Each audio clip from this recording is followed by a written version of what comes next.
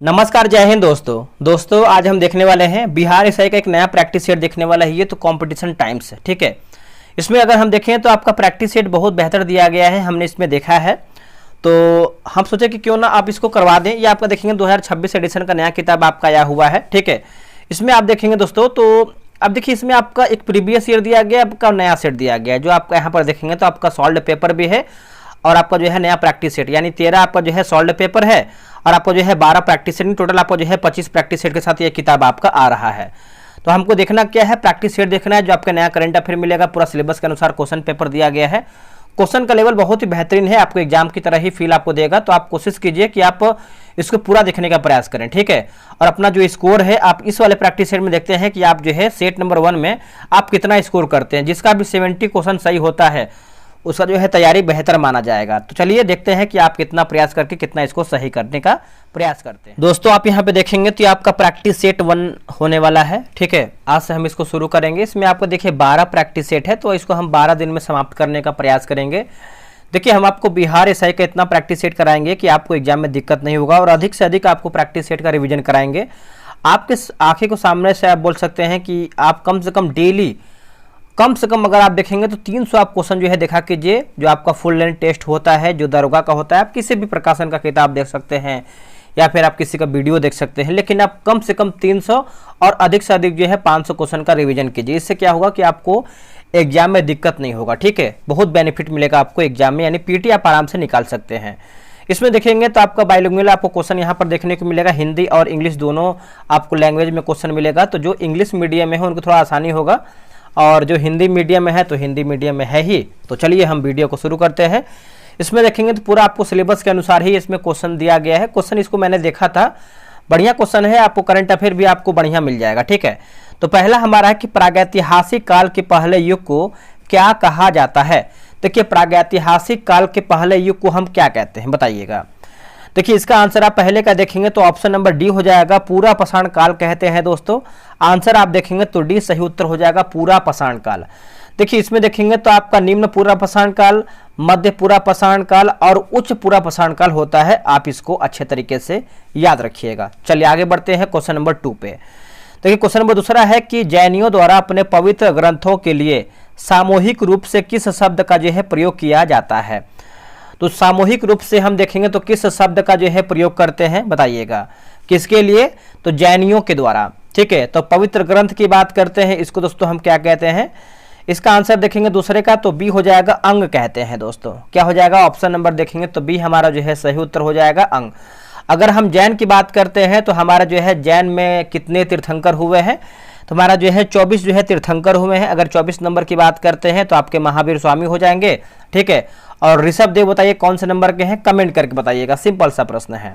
चलिए आगे हमारा है क्वेश्चन नंबर 3 कि अशोक का जौगढ़ शिलालेख किस राज्य में अवस्थित है। बहुत ही बेहतरीन प्रश्न है कि अशोक का जो आपका जौगढ़ शिलालेख है किस राज्य में अवस्थित है।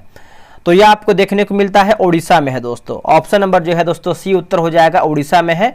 और यहाँ से अशोक का चतुर्दश शिलालेख प्राप्त हुआ है, जिसमें अशोक द्वारा कलिंग की प्रजा के प्रति पुत्रवत है ना, पुत्रवत व्यवहार करने का आदेश जो है दिया गया है, ठीक है।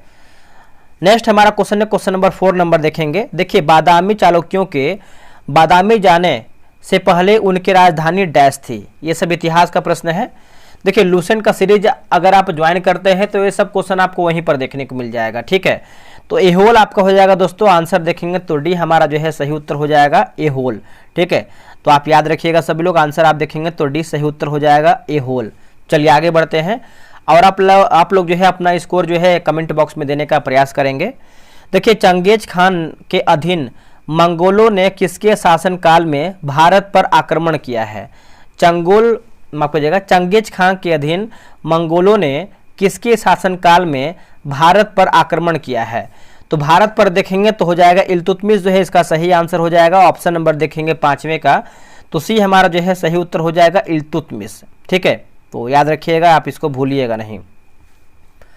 अगला कि 15वीं शताब्दी में डैश शहर के सबसे महत्वपूर्ण विवरणों में से एक का जिक्र अब्दुल रज्जाक समरकंदी से प्राप्त होता है। अब्दुल रज्जाक समरकंदी से प्राप्त होता है।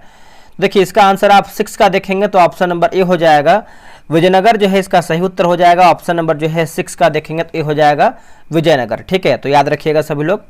अगला कि भारत में पुर्तगाली शासन को समाप्त करने वाले जो कि लिखा गया इंस्ट्रूमेंट ऑफ सरेंडर पर डैश को हस्ताक्षर जो है किया गया था। किसका दोस्तों जो है हस्ताक्षर किया गया था, बताइएगा आप सभी लोग। देखिए इसका आंसर आप देखेंगे तो ये रहा आपके सामने ऑप्शन, बताइए राइट आंसर क्या होगा। 7 का सही आंसर देखेंगे तो हो जाएगा 19 दिसंबर 1961 होगा। क्या होगा? 19 दिसंबर 1961। 7 का ऑप्शन नंबर ए होगा 19 दिसंबर 1961। देखिए गोवा को पुर्तगाली शासन से स्वतंत्र कराने के लिए 1955 में 300 सत्याग्रहियों ने अहिंसक आंदोलन जो है शुरू किया था। ठीक है, चलिए आगे बढ़ते हैं। अगला है कि वर्ष 1854 में भारत की पहली कपास मिल की स्थापना कताई मिल के रूप में डैश में किया गया था। डैश में किया गया यानी कहाँ किया गया था? तो ये आपका बम्बई में किया गया था। ऑप्शन नंबर देखेंगे 8 का, तो ए सही उत्तर हो जाएगा बम्बई में। ठीक है, तो आप याद रखिएगा ऑप्शन नंबर ए सही उत्तर हो जाएगा। और भारत में आधुनिक स्तर की प्रथम सूती मिल जो है सन 1818 में कलकत्ता के निकट फोर्ट ग्लोस्टर में जो है लगाया गया था। कब लगाया गया था? तो 1818 में। आगे बढ़ते हैं। अगला है कि बहावी आंदोलन, क्वेश्चन नंबर 9 नंबर है कि बहावी आंदोलन का मुख्य उद्देश्य क्या था। देखिए बहावी आंदोलन का अगर हम मुख्य उद्देश्य की बात करते हैं तो ये हो जाएगा इस्लाम को परिशुद्ध करना। क्या होगा? इस्लाम को परिशुद्ध करना। ऑप्शन नंबर जो है 9 का बी होगा, इस्लाम को परिशुद्ध करना। अगला है कोई सत्याग्रही अहिंसा द्वारा विजय प्राप्त कर सकता है। बताइए इसका आंसर क्या है? कोई सत्याग्रही अहिंसा द्वारा विजय प्राप्त कर सकता है। तो इसका उत्तर होगा अत्याचारियों की अंतरात्मा को प्रभावित करते हुए। अत्याचारियों की अंतरात्मा को प्रभावित करते हुए। ऑप्शन नंबर जो है 10 का सी सही होगा। देखिए भारत के सबसे पश्चिमी बिंदु का नाम क्या है? अब देखिए पश्चिमी बिंदु की अगर हम बात करते हैं तो आपका ये वाला पूछ रहा है पश्चिमी। ठीक है, तो इसका आंसर क्या हो जाएगा बताइएगा। देखिए 11 का आंसर देखेंगे तो आपका भरूच जो है इसका सही उत्तर हो जाएगा। 11 का, एक सेकेंड, भरूच कहाँ से होगा? ये तो आपका गौरमोता हो जाएगा ना। तो ऑप्शन नंबर देखेंगे 11 का, तो हमारा डी हो जाएगा गौरमोता। ठीक है, आप याद रखिएगा। देखिए हमारे देश के दक्षिण में हिंद महासागर एवं उत्तर में हिमालय पर्वत स्थित है। और भारत का सबसे उत्तरी बिंदु की बात करते हैं, जो आपका ये पूर्व पश्चिम उत्तर की बात करते हैं, तो उत्तर में आपको हो जाएगा इंदिरा कौल। और दक्षिण की बात करते हैं तो दक्षिण में आप देखेंगे तो हो जाएगा आपका दक्षिण बिंदु मुख्य भूमि है, जो कि वृहत निकोबार द्वीप इंदिरा पॉइंट कहते हैं। ठीक है, तो आप याद रख सकते हैं। चलिए आते हैं क्वेश्चन नंबर 12 नंबर पे। देखिए 12 नंबर है कि निम्नलिखित में से किस पर्वत श्रृंखला की सर्वोच्च चोटियों में से एक महेंद्रगिरी चोटी है? एक महेंद्रगिरी चोटी है। क्या होगा इसका आंसर? इसका आंसर हो जाएगा पूर्वी घाट जो है इसका राइट आंसर हो जाएगा। ऑप्शन नंबर देखेंगे तो डी हो जाएगा पूर्वी घाट। ठीक है, तो 12 का आंसर डी याद रखिएगा, पूर्वी घाट। चलिए नेक्स्ट हमारा प्रश्न क्या है देखेंगे। देखिए गोवा राज्य का कुल क्षेत्रफल कितना है? बताइए गोवा राज्य का जो कुल क्षेत्रफल है ये कितना है? तो 3700 किलोमीटर स्क्वायर किलोमीटर हो जाएगा। आंसर देखेंगे 13 का, तो बी हमारा सही उत्तर हो जाएगा। इसका गठन की बात करते हैं तो आपका 30 मई 1987 में जो है इसका गठन हुआ है। और इसका जो राजधानी है पणजी, और राजभाषा की बात करते हैं तो कोंकणी है। और इसमें अगर हम विधानसभा सीट की बात करते हैं तो आपका 40 हो जाएगा। और अगर राज्यसभा की बात करते हैं 1, और लोकसभा की बात करते हैं तो 2 होगा। चलिए नेक्स्ट हमारा प्रश्न क्या है, उससे पहले हम बात करेंगे लूसेंट के बारे में। देखिए लूसेंट क्यों जरूरी है आपके बिहार दरोगा के लिए और सभी एग्जाम के लिए। मेरे भाई अगर आप लूसेंट अगर एक बार खुद से ही पढ़िए ना, क्यों आप हमसे जुड़ रहे हैं, लेकिन आप उसको कंसिस्टेंसी मतलब एक होता है लगातार आपको पढ़ना पड़ेगा। यानी कि आप 10, 20, 50 पेज पढ़ें और आपको छोड़ दें। देखिए थोड़ा सा लूसेंट के बारे में समझिएगा। जो लूसेंट सब्जेक्टिव है उसमें क्या होता है कि अगर आप 5 पे डेली बेसिस पे पढ़ते हैं, अगर आप उसका 100 क्वेश्चन का टेस्ट लगाते हैं तो आपको एक मोटिवेशन मिलेगा कि क्या आप ये 5 पेज अच्छे तरीके से पढ़े हैं या फिर नहीं पढ़े हैं। अगर आप सही तरीके से पढ़े हैं तो आप आराम में से 100 में से जो है आप 90 क्वेश्चन सही कर पाएंगे। बहुत लोग ऐसे आपको रैंक लिस्ट दिखा देंगे कि 100 में से 100 क्वेश्चन सही कर रहे हैं, 97 क्वेश्चन सही कर रहे हैं। तो कैसे उनका सही हो रहा है? वो अपना 5 चैप्टर जो है अच्छे तरीके से क्लियर कर रहे हैं, चाहे वो किसी भी तरीके से पढ़ें, 10 बार पढ़े, 20 बार पढ़े, 50 बार पढ़े। जब उनको एक ही बार पढ़ना है तो हम 5 बेर मतलब जो 5 पेज है उसको हम सही तरीके से पढ़ें, दोबारा पढ़ने की कोई ज़रूरत है नहीं। तो थोड़ा सा लूसेंट के बारे में आपको बता देते हैं। देखिए ये आपका लूसेंट होने वाला है। अब देखिए लूसेंट की बात करते हैं तो पहले हम जो है स्टार्टिंग से स्टार्ट किए थे इतिहास से, जिसमें से अगर हम बात करते हैं तो हमारा जो है आपका एंशियंट हिस्ट्री जो है आपका समाप्त हो गया है, प्लस आपका मिडिवल हिस्ट्री जो है आपका समाप्त हो गया है। अब देखिए हमारा जो है मॉडर्न हिस्ट्री जो है स्टार्ट हुआ है, तो हम मॉडर्न को लेकर चलेंगे, उसके बाद जो भी आपका आगे सब्जेक्ट आएगा उसको हम देखेंगे। ये आपका लूसेंट सिलेक्शन बैच है। आप किसी भी एग्जाम की तैयारी कर रहे हैं तो एक बार लूसेंट हमसे कंप्लीट कीजिए। 25 तारीख से आपका स्टार्ट हुआ है और संडे को हम ब्रेक नहीं ले रहे, लगातार हम इसको चला रहे हैं, ठीक है। और आज हमारा संडे है, संडे को हम जो है सेट नंबर 10 देखेंगे। मतलब आप देखेंगे तो 1 से लेकर के जो है मैंने 50 पेज आज खत्म कर देंगे जो सब्जेक्टिव का है। अब देखिए इसका जो फी की बात करते हैं तो मैंने 149 रुपये इसका फी रखा हुआ है, बहुत ही कम है। आप बोलेंगे सर बहुत अधिक ले रहे हैं 149 रुपये। बहुत लोग ऐसे हैं कि हमको 200 रुपये में दृष्टि दे रहे हैं, लूसेंट दे रहे हैं, करंट दे रहे हैं। तो मेरे भाई उनसे और हमसे बहुत अंतर है, ठीक है। वो पीडीएफ नहीं दे रहे हैं। आप रिवीजन किस तरीके से करेंगे? रिवीजन करने के लिए आपको हाईलाइट आंसर चाहिए जो कि हम आपको प्रोवाइड कराएंगे, ठीक है। तो इसमें देखेंगे 3 महीने यानी दिसंबर तक इसको हम समाप्त करने का प्रयास करेंगे। और ये आपका 7 PM डेली आपका शाम में टेस्ट करवा रहे हैं। रोजाना आपको 5 पेज देंगे पढ़ने के लिए, उसी में से आपको 100 MCQ का टेस्ट करवाएंगे। टेलीग्राम क्यूज बोर्ड से आपका टेस्ट होगा रोजाना, और फुल लेंथ पीडीएफ पहला रहेगा, जो आपका हाईलाइट पीडीएफ आंसर है ये आपका दूसरा पीडीएफ रहेगा, ठीक है। आप यहाँ पे देखिए ज्वाइन कैसे हो सकते हैं, तो यहाँ पर नंबर है 6387098070। आप इस पे गूगल पे, फोन पे, पेटीएम जिससे भी आप कर सकते हैं पेमेंट कीजिए। और सेम यही व्हाट्सअप नंबर है, व्हाट्सअप पे आप जो है इसका पेमेंट का स्लिप भेजिए, तुरंत भेजिए। आपको 24 घंटे के अंदर जो है ऐड किया जाएगा, ठीक है। अगर पेमेंट नहीं होता है, बहुत लोग पेमेंट करें तो पेमेंट क्या है कि लिमिट क्रॉस हो जा रहा है, कभी कभी पेमेंट फेल्ड हो जा रहा है, तो आप जो है इस नंबर पे लिखिएगा सर QR सेंड कर दीजिए, तो आपको QR सेंड किया जाएगा, आप उसे पेमेंट करके आराम से ज्वाइन कर सकते हैं। तो अब देखिए आपके आगे बहुत सारा एग्जाम है, तो एक बार लूसेंट बेसिक तरीके से खत्म कीजिए, फिर तो आपके सामने बहुत बड़ा बड़ा किताब है ही। एक बार लूसेंट बेसिक खत्म कीजिए, फिर देखिए कैसे आप एग्जाम को क्रैक करते हैं। और कोई भी आप किताब पढ़ेंगे तो आपको चीजें जो है समझ में भी आएगा। आते हैं क्वेश्चन पे हम। तो अब देखिए क्वेश्चन नंबर हम बात कर लेते हैं 14 के बारे में। देखिए 14 नंबर हमारा है कि इनमें से कौन सी नदी पंजाब राज्य से होकर नहीं गुजरता है? बताइए इनमें से हमारा कौन सी नदी है? तो नदी की बात करते हैं तो ये आपका गंगा हो जाएगा। आंसर देखेंगे तो डी हमारा हो जाएगा गंगा। देखिए गंगा नदी का जो उद्गम है उत्तराखंड के उत्तरकाशी जिले में गोमुख के निकट गंगोत्री हिमानी से होता है। यह नदी उत्तराखंड, उत्तर प्रदेश, बिहार, पश्चिम बंगाल और झारखंड राज्य से होकर गुजरता है। पंजाब आपका नहीं आएगा, ठीक है। तो इसलिए आंसर हमारा जो है डी हो जाएगा। अगला है कि मेघालय के किस पहाड़ी पर मासिनराम स्थित है? देखिए मेघालय किस पहाड़ी पर मासिनराम स्थित है तो आप सभी को पता ही होगा, आंसर आपका डी हो जाएगा। खासी दोस्तों पहाड़ी हो जाएगा, आंसर देखेंगे तो डी हमारा सही उत्तर हो जाएगा खासी।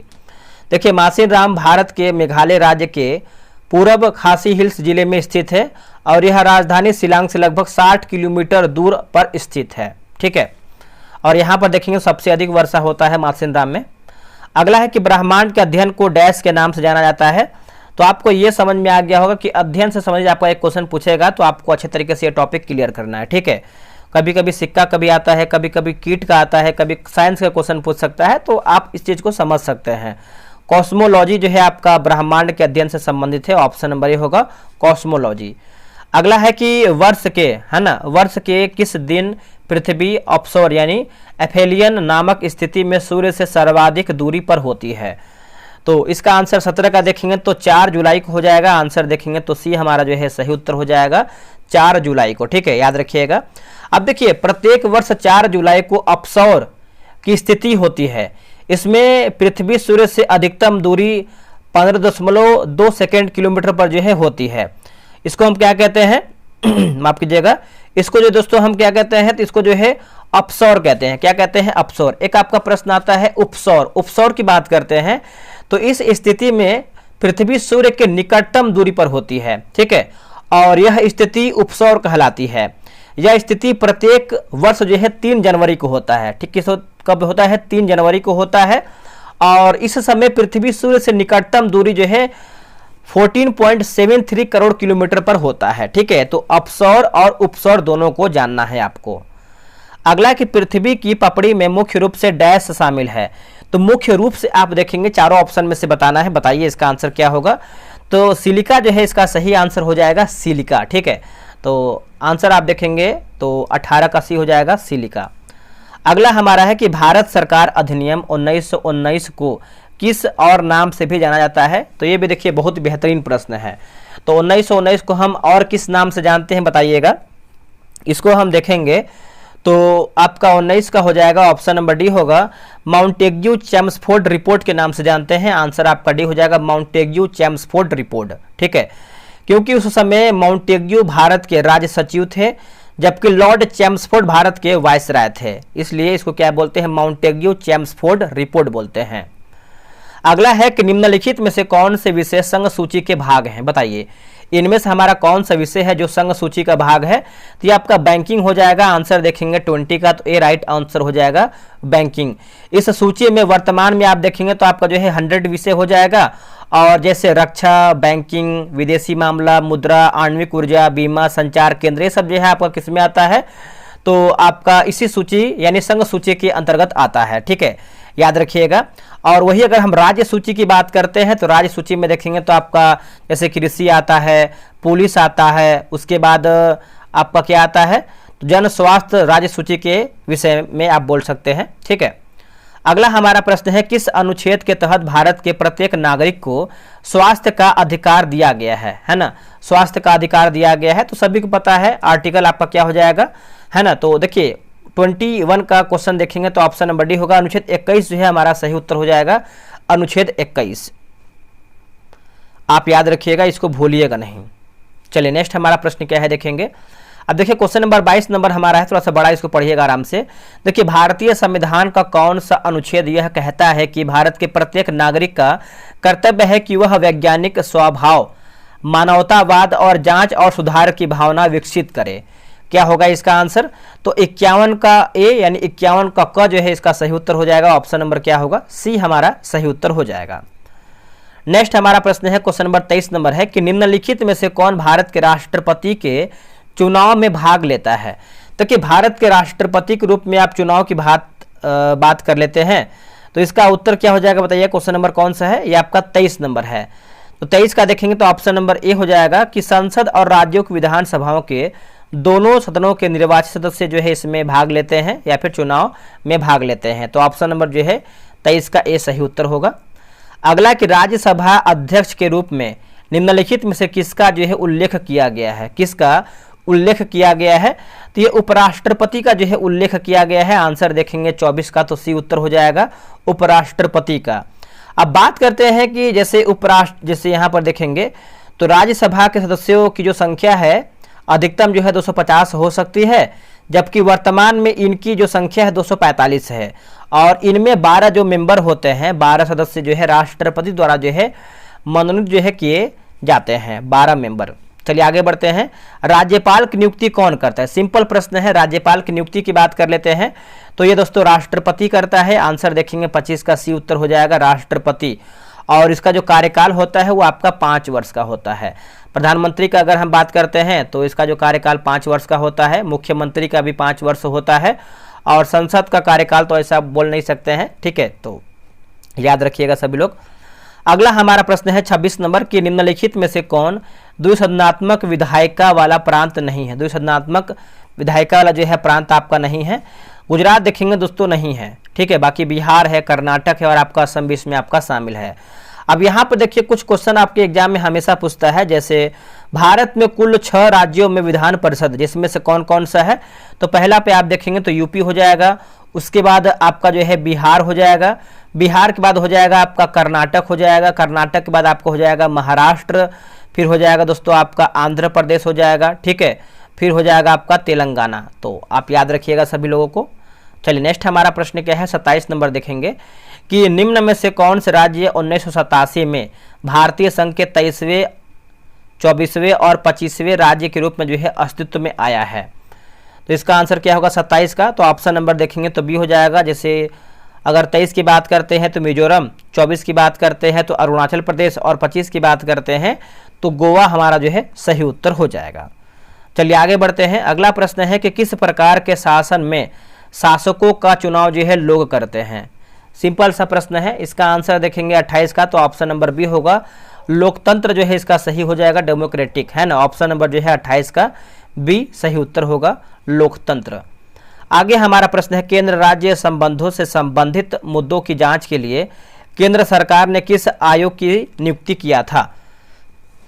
तो सरकारिया आयोग जो है इसका सही आंसर हो जाएगा। 29 का देखेंगे तो ऑप्शन नंबर सी हो जाएगा, सरकारिया आयोग। ठीक है, याद रखिएगा। आगे हमारा कि 6 से 14 साल के बच्चों को शिक्षा का मौलिक अधिकार प्रदान करने वाले मुफ्त और अनिवार्य शिक्षा का अधिकार आईटी अधिनियम को किस वर्ष जो है स्वीकृति मिली है? दोस्तों, ये कौन से वर्ष में आपका ये स्वीकृति मिला है? 2009 जो है इसका सही आंसर हो जाएगा। ऑप्शन नंबर देखेंगे 30 का, तो सी उत्तर हो जाएगा 2009। ठीक है, चलिए आगे बढ़ते हैं। भारतीय राजनीतिक पार्टी जो कि सीपीआईएम का पूरा नाम क्या है? देखिए, सीपीआईएम का अगर पूरा नाम की बात करते हैं तो इसका आंसर हो जाएगा ऑप्शन नंबर डी हो जाएगा, कम्युनिस्ट पार्टी ऑफ इंडिया, यानी मार्क्सवादी बोल सकते हैं। ठीक है, तो आंसर हमारा जो है डी सही आंसर होगा। चलिए आगे हमारा प्रश्न है कि निम्नलिखित में से चीन का राष्ट्रीय पक्षी कौन सा है? देखिए, चीन का राष्ट्रीय पक्षी की बात करते हैं तो ये आपका लाल मुकुट वाली क्रेन है। क्या है? लाल मुकुट वाली क्रेन है। ऑप्शन नंबर देखेंगे तो 32 का जो है बी होगा, लाल मुकुट वाली क्रेन है। अगर वही ऑस्ट्रेलिया की बात करते हैं तो एमू है, जापान का हो जाएगा ग्रीन पीसेंट, और न्यूजीलैंड का हो जाएगा कीवी, भारत का हो जाएगा भारतीय मोर, कनाडा का हो जाएगा ग्रे जे। ठीक है, याद रखिएगा ये सब क्वेश्चन। अगला है कि एडविन लुटियंस और हर्बर्ट बेकर 2 आर्किटेक्ट हैं जिन्हें डैश शहर का डिजाइन तैयार करने का श्रेय जो है दिया जाता है। श्रेय तो देखिए, इसका आंसर देखेंगे तो नई दिल्ली जो है इसका सही आंसर हो जाएगा। ऑप्शन नंबर जो है डी हो जाएगा, नई दिल्ली। आगे बढ़ते हैं, पाकिस्तान के खिलाफ कारगिल युद्ध किस वर्ष हुआ था? पाकिस्तान के खिलाफ देखेंगे जो आपका कारगिल युद्ध है ये किसके बीच में हुआ था? तो ये हो जाएगा जैसे 1900 माफ कीजिएगा, हुआ कब था? तो 1999 हो जाएगा। ये प्रश्न पूछा है कब हुआ था, तो जुलाई में हुआ था 1999 में। ठीक है, याद रखिएगा। और इस युद्ध में जो है भारत का विजय भी हुआ था।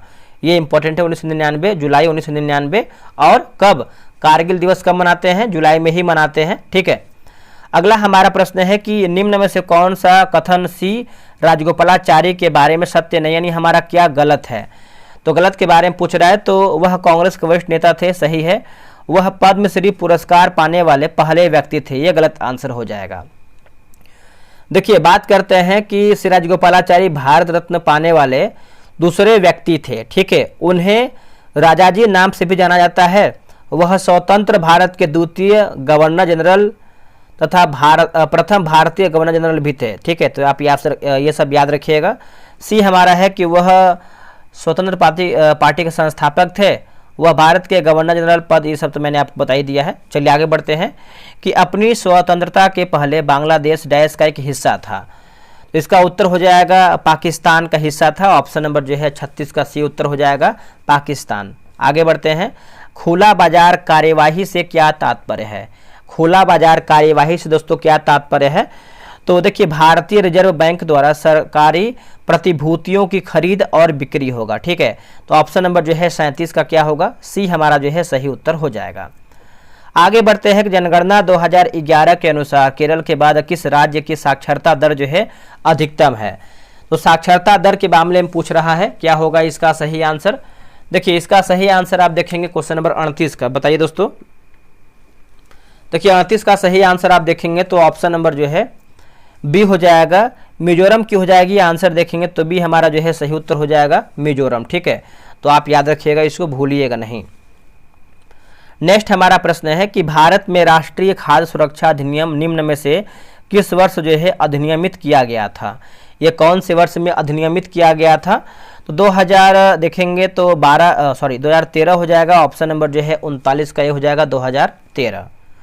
आगे बढ़ते हैं कि भारत में प्रथम पंचवर्षीय योजना का प्रारंभ जो है किस वर्ष में हुआ था? तो सभी को पता है कि जो प्रथम पंचवर्षीय योजना है ये भारत में कब जो है इसका शुरुआत किया गया था? तो 1951 में जो है इसका शुरुआत किया गया था। आंसर देखेंगे तो 40 का डी हमारा जो है सही उत्तर हो जाएगा, 1951। ठीक है, तो याद रखिएगा सभी लोग, इसको भूलिएगा नहीं। और कृषि से संबंधित है।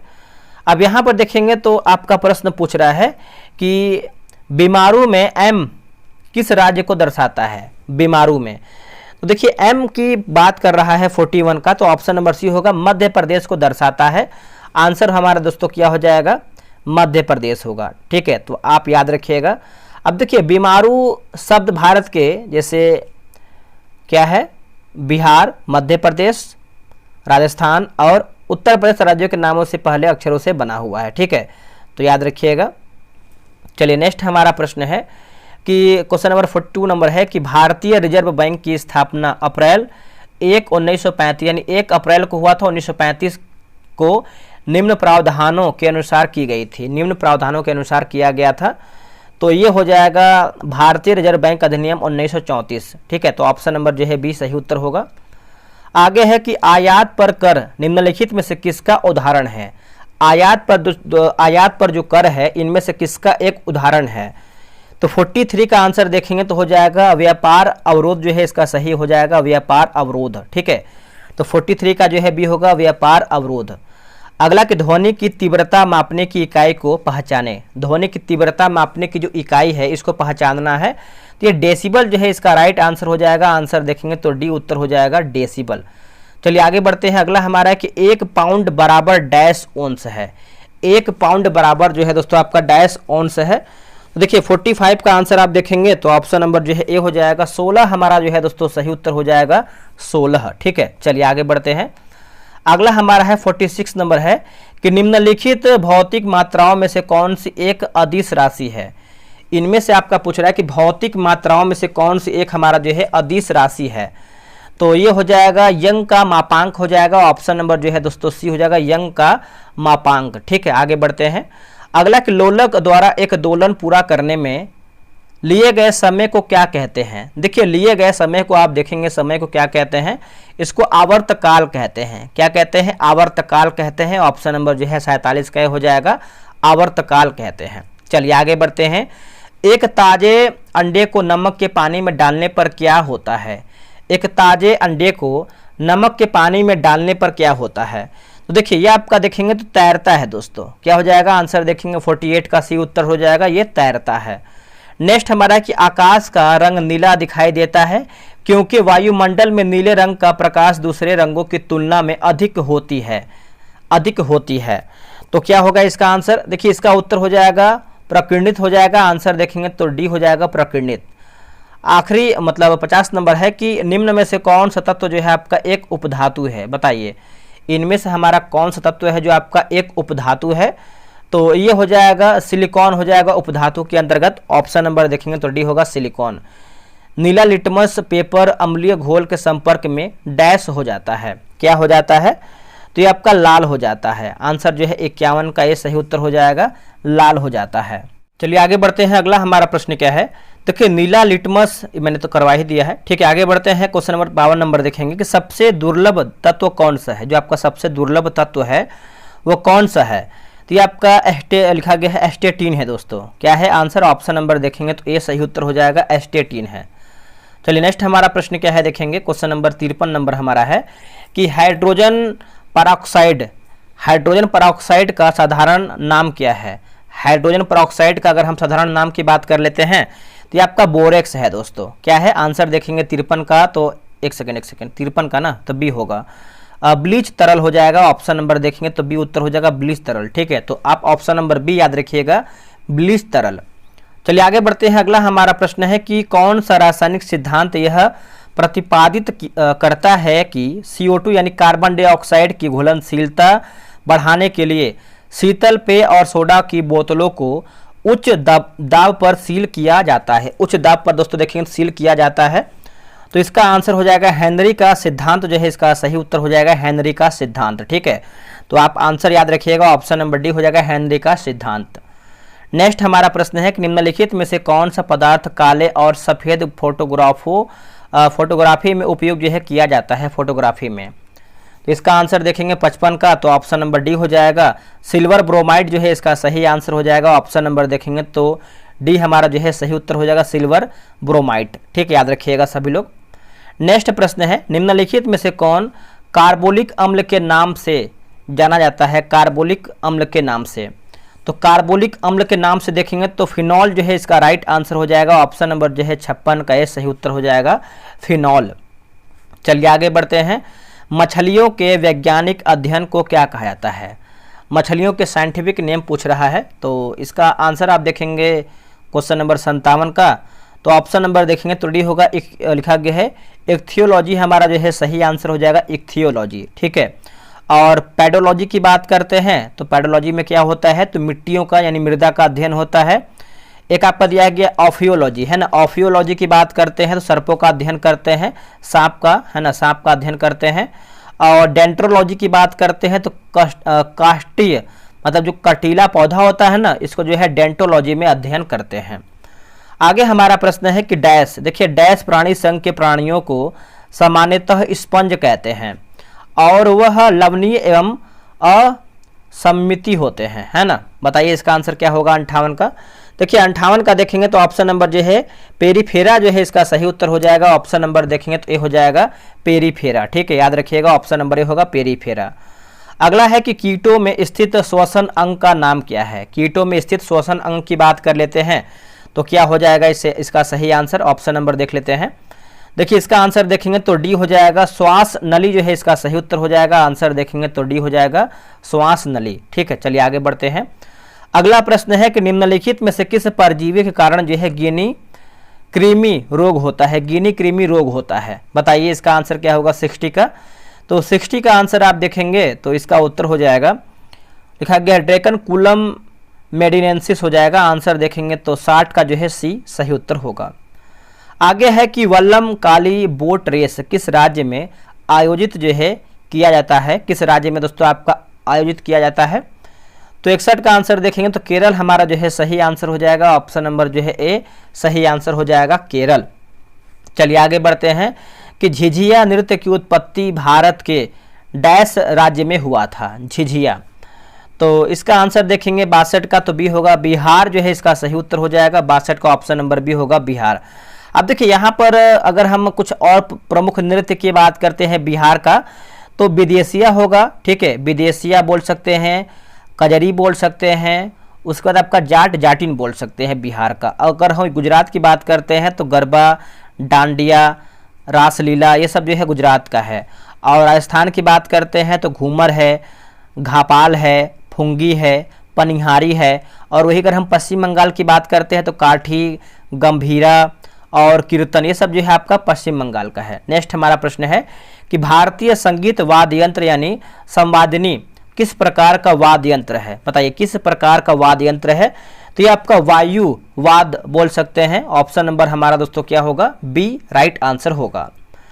अब इसका देखेंगे तो भारतीय नृत्य रूपों का उदाहरण निम्न में से किस में मिलता है। इसका सही जवाब क्या होगा। देखिए सही जवाब की बात कर लेते हैं क्वेश्चन नंबर 64 का, तो ऑप्शन नंबर बी होगा नाट्य शास्त्र जो है इसका सही उत्तर हो जाएगा। ऑप्शन नंबर बी हो जाएगा नाट्य शास्त्र। चलिए आगे बढ़ते हैं कि भारत में गुड गवर्नेंस डे किसके जन्मदिन पर मनाया जाता है, किसके जन्मदिन पर हम इसको मनाते हैं। तो इसको देखेंगे तो हम अटल बिहारी वाजपेयी के जन्मदिन पर मनाते हैं। ऑप्शन नंबर बी होगा अटल बिहारी वाजपेयी जो है इसका सही उत्तर होगा। चलिए नेक्स्ट हमारा प्रश्न क्या है देखेंगे। अगला है कि 1903 में भौतिक का नोबेल पुरस्कार जीतने वाली पहली महिला कौन थी। देखिए पहली महिला की बात कर लेते हैं तो इसका सही आंसर जो है 66 का बी होगा, मैरी क्यूरी जो है इसका राइट आंसर हो जाएगा। ऑप्शन नंबर देखेंगे तो बी हो जाएगा मैरी क्यूरी, ठीक है। इनको जो है दोस्तों 2 बार जो है नोबेल पुरस्कार से आप बोल सकते हैं सम्मानित किया गया था। एक कब तो 1903 में, एक किया गया था 1911 में किया गया था, ठीक है। तो आप याद रखिएगा, बहुत ही बेहतरीन प्रश्न है और इंपॉर्टेंट क्वेश्चन है। अगला है कि निम्नलिखित में से कौन सा देश विश्व व्यापार संगठन का जो है सदस्य नहीं है, विश्व व्यापार संगठन का सदस्य देश नहीं है। तो इसका आंसर देखेंगे 67 का तो ऑप्शन नंबर बी ईरान देखेंगे तो नहीं है, बाकी इजराइल है, गुयाना है और आपका नॉर्वे भी इसमें आपका शामिल है। अगला है कि लिखा गया है एबीएम है ना, एबीएम का पूर्ण रूप यानी एबीएम का फुल फॉर्म क्या होता है। तो देखिए एंटी बैलिस्टिक मिसाइल होता है, क्या होगा anti ballistic missile. Option number जो है 68 का डी हो जाएगा। शुष्क वन अनुसंधान संस्थान डैश में स्थित है। ये जो आपका शुष्क वन अनुसंधान संस्थान है ये कहाँ पर स्थित है, तो ये आपको जोधपुर में देखने को मिलता है। आंसर देखेंगे तो डी हो जाएगा जोधपुर में। अगला है कि डैश को गोल्डन सिटी के नाम से भी जाना जाता है। तो गोल्डन सिटी आप सभी को पता है किसको हम जानते हैं, तो जैसलमेर को जानते हैं। आंसर हमारा क्या हो जाएगा डी हमारा जो है सही आंसर हो जाएगा गोल्डन सिटी जैसलमेर के, है ना, जैसलमेर को हम जानते हैं, ठीक है, याद रखिएगा। अगला है कि महात्मा गांधी का निधन जो है कब हुआ था। अब देखिए निधन पूछा गया तो जन्म भी आपको याद होना चाहिए। इनका जन्म जो है 2 अक्टूबर 1869 में हुआ था। और वही अगर हम 2 अक्टूबर को जो है गांधी जयंती मनाते हैं, और अगर हम इनका मृत्यु की बात करते हैं 30 जनवरी 1948 में हुआ था, और शहीद दिवस के रूप में हम मनाते हैं 30 जनवरी को। तो ये भी आप पॉइंट याद रखिएगा। तो आंसर हमारा क्या होगा, 71 का बी होगा, 30 जनवरी 1948 होगा। आगे हमारा है कि बचपन बचाओ आंदोलन के संस्थापक कौन हैं। बचपन बचाओ, ये हो जाएगा कैलाश सत्यार्थी हो जाएगा। इनको देखेंगे तो नोबेल पुरस्कार मिला था दोस्तों, इनको नोबेल पुरस्कार मिला था बचपन बचाओ आंदोलन, ठीक है। आई थिंक इनको जो है कैलाश सत्यार्थी को याद नहीं आ रहा है, अर्थशास्त्र में मिला था, किस में मिला था याद नहीं आ रहा है, कमेंट कीजिएगा आप सभी लोग। तो देखिए गीत सेठी किस खेल के साथ जो है जुड़े हुए हैं, गीत सेठी, ठीक है। तो इसका आंसर 73 का देखेंगे तो ऑप्शन नंबर ए हो जाएगा, बिलियर्ड्स जो है इसका सही उत्तर हो जाएगा, या 73 का ये हो जाएगा बिलियर्ड्स। चलिए आगे बढ़ते हैं। अगला हमारा है कि निम्न में से किसे पादप जगत के उभयचर के नाम से जाना जाता है, पादप जगत उभयचर के नाम से। तो देखिए इसका उत्तर हो जाएगा ब्रायोफाइट्स जो है इसका सही आंसर हो जाएगा, ऑप्शन नंबर डी हो जाएगा ब्रायोफाइट्स, ठीक है, डी हो जाएगा ब्रायोफाइट्स। कंट्रोल यूनिट को कंप्यूटर का डैश कहा जाता है, कंट्रोल यूनिट को, ठीक है। तो इसका आंसर आप 75 का देखेंगे तो स्नायु केंद्र अथवा मस्तिष्क होगा, क्या होगा, स्नायु केंद्र अथवा मस्तिष्क, 75 का भी होगा, याद रखिएगा। नेक्स्ट के कंप्यूटर शब्दावली में निबल, अब देखिए जो आपका एक्साइज का एग्जाम हुआ था मई में 2025 में, तो कंप्यूटर का भी क्वेश्चन पूछा गया था, ठीक है। तो उसी के अकॉर्डिंग यहाँ पर क्वेश्चन रखा गया है, तो आप इसको इग्नोर नहीं कर सकते हैं, ठीक है। तो निबल को डैश भी कहा जाता है, तो इसको आप देखेंगे तो 76 का हो जाएगा, आधा बाइट कहते हैं, क्या कहते हैं, आधा बाइट। निम्नलिखित में से कौन सी एक बाइनरी संख्या है। तो बाइनरी संख्या की बात कर लेते हैं तो 77 का ये हो जाएगा, ठीक है, याद रखिएगा सभी लोग।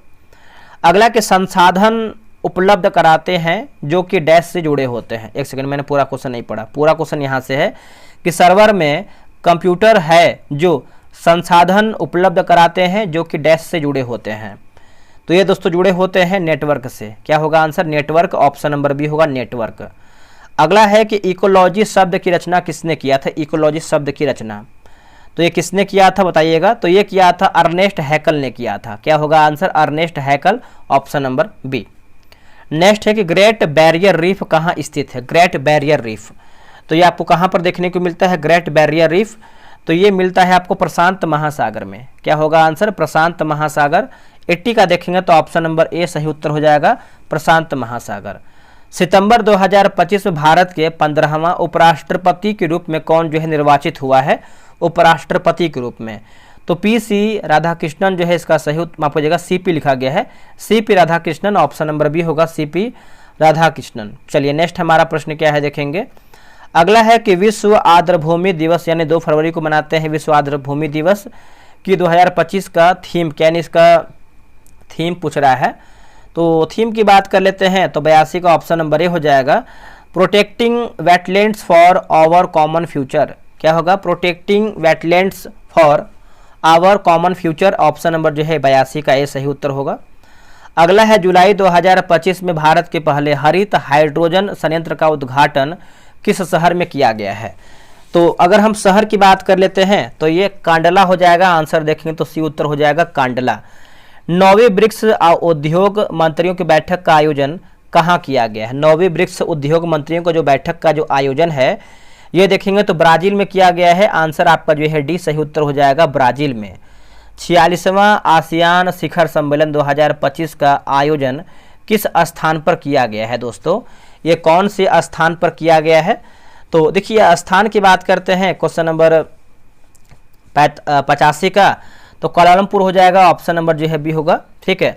6ठे बिम्स्टेक शिखर सम्मेलन 2025 का आयोजन किस शहर में किया गया है, तो ये हो जाएगा वेटलैंड हो जाएगा, आंसर देखेंगे तो बी हो जाएगा वेटलैंड। चलिए आगे बढ़ते हैं।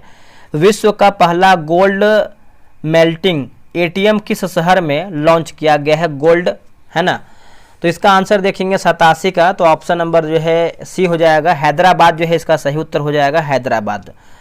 युद्ध अभ्यास 2025 किन किन देशों के मध्य आयोजित दोस्तों जो है किया गया है, तो इसका आंसर देखेंगे क्वेश्चन नंबर 87 का, तो ऑप्शन नंबर जो है ए होगा, भारत अमेरिका होगा। क्या होगा? Bharat America, option number A हो जाएगा। खेलो इंडिया युवा खेल 2025 में किस राज्य ने सर्वाधिक पद जीता है? किस राज्य ने सर्वाधिक पद जीता है? तो देखिए 89 का आंसर आप देखेंगे तो क्या हो जाएगा? ऑप्शन नंबर सी हो जाएगा, महाराष्ट्र जो है इसका सही उत्तर हो जाएगा, महाराष्ट्र। इंदिरा गांधी शांति निरस्त्रीकरण एवं विकास पुरस्कार 2024 में किसे जो है प्रदान किया गया है? किसे जो है प्रदान किया गया है? तो ये हो जाएगा मिशेल लिखा गया है, बेचलेट होगा। ऑप्शन नंबर जो है सी होगा, मिशेल बेचलेट। चलिए नेक्स्ट हमारा प्रश्न क्या है देखेंगे। आगे तो हमारा ये इंग्लिश का आई थिंक प्रश्न लग रहा है, ठीक है। तो आप इसको एक सेकंड, ये मैथ्स का है, रीजनिंग का है। आप इसको बनाइए आराम से, ठीक है। आपको एक ग्रुप दिया जाएगा, अभी तो आपका बना नहीं है, बहुत जल्द जो है आपका ग्रुप का अपडेट आने वाला है। तो अब देखिए यहाँ पर आंसर की वगैरह सब दिया गया है। अब आपका कमेंट बनता है, आपका एक कर्तव्य बनता है कि आप लोग ईमानदारी पूर्वक कितना प्रश्न सही किए हैं इन 100 प्रश्न में से। आप अगर 100 में से नहीं तो 90 में से बताइए, जो जीके जीएस का था, कितना प्रश्न सही किए हैं। अगर आपका इसमें 70 क्वेश्चन सही हो रहा है तो आपकी तैयारी सही है, और इसको बेहतर करने की ज़रूरत है। जो आपका क्वेश्चन फंस रहा है उसको और बेहतर कीजिए। तो चलिए मिलते हैं एक नई वीडियो में, आज के लिए इतना ही। जय हिंद, जय भारत।